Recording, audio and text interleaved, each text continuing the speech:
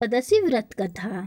धर्मराज युधिष्ठिर बोले, हे भगवान, आपने माघ के कृष्ण पक्ष की षठतिला एकादशी का अत्यंत सुंदर वर्णन किया है। आप सौदेज, अंडज, उपधिज और जरायुज चारों प्रकार के जीवों के उत्पन्न, पालन तथा नाश करने वाले हैं।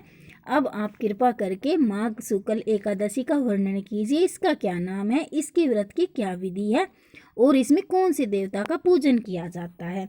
श्री कृष्ण कहने लगे कि हे राजन, इस एकादशी का नाम जया एकादशी है। इसका व्रत करने से मनुष्य, ब्राह्मी इत्यादि पापों से छूटकर मोक्ष को प्राप्त होता है तथा इसके प्रभाव से भूत, पिशाच आदि योनियों से मुक्त हो जाता है।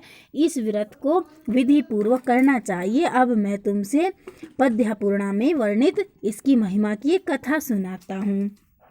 देवराज इंद्र स्वर्ग में राज करते थे और अन्य सब देवगण सुखपूर्वक स्वर्ग में रहते थे। इस समय इंद्र अपनी इच्छानुसार नंदन वन में अप्सराओं के साथ विहार कर रहे थे और गंधर्व गान कर रहे थे। उन गंधर्वों में प्रसिद्ध पुष्पदंत तथा उसकी कन्या पुष्पवती और चित्रसेन तथा उसकी स्त्री मालिनी भी उपस्थित थे। साथ ही मालिनी का पुत्र पुष्पवान और उसका पुत्र माल्यवान भी उपस्थित थे। पुष्पवती गंधर्व कन्या माल्यवान को देखकर उस पर मोहित हो गई और माल्यवान पर काम बाण चलाने लगी। उसने अपने रूप, लावण्य और हाव भाव से माल्यवान को वश में कर लिया। हे राजन, वह पुष्पवती अत्यंत सुंदर थी। अब वे इंद्र को प्रसन्न करने के लिए गान करने लगे, परंतु परस्पर मोहित हो जाने के कारण उनका चित्त भ्रमित हो गया था। इनके ठीक प्रकार न गाने तथा स्वर ताल ठीक नहीं होने से इंद्र इनके प्रेम को समझ गया और उन्होंने इसमें अपना अपमान समझकर उनको श्राप दे दिया। इंद्र ने कहा, हे मूर्खों, तुमने मेरी आज्ञा का उल्लंघन किया है, इसलिए तुम्हारा धिक्कार है। अब तुम दोनों स्त्री पुरुष के रूप में मृत्युलोक में जाकर पिशाच रूप धारण करो और अपने कर्म का फल भोगो। इंद्र का ऐसा श्राप सुनकर वे अत्यंत दुखी हुए और हिमालय पर्वत पर दुखपूर्वक अपना जीवन व्यतीत करने लगे। उन्हें गंध, रस तथा स्पर्श आदि का कुछ भी ज्ञान नहीं था। वहाँ उनको महान दुख मिल रहे थे। उन्हें एक क्षण के लिए भी निद्रा नहीं आती थी। उस जगह अत्यंत शीत था, इससे उनके रोंगटे खड़े रहते और मारे शीत के दांत बजते रहते। एक दिन पिशाच ने अपनी स्त्री से कहा कि पिछले जन्म में हमने ऐसे कौन से पाप किए थे जिससे हमको यह दुखदायी पिशाच योनि प्राप्त हुई। इस पिशाच योनि से तो नरक के दुख सहना ही उत्तम है, अतः हमें अब किसी प्रकार का पाप नहीं करना चाहिए। इस प्रकार विचार करते हुए वे अपने दिन व्यतीत कर रहे थे।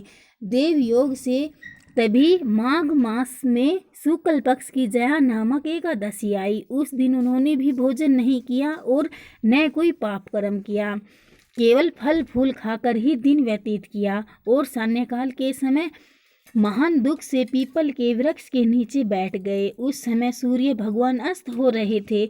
उस रात को अत्यंत ठंड थी, इस कारण वे दोनों शीत के मारे अति दुखित होकर मृतक के समान आपस में चिपटे हुए पड़े रहे। उस रात्रि को उन्होंने निद्रा भी नहीं आई। हे राजन, जया एकादशी के उपवास और रात्रि के जागरण से दूसरे दिन प्रभात होते ही उनकी पिशाच योनि छूट गई। अत्यंत सुंदर गंधर्व और अप्सरा की देह धारण कर सुंदर वस्त्र भूषणों से अलकृत होकर उन्होंने स्वर्गलोक को प्रस्थान किया। उस समय आकाश में देवता उनकी स्तुति करते हुए पुष्प वर्षा करने लगे। स्वर्गलोक में जाकर इन दोनों ने देवराज इंद्र को प्रणाम किया।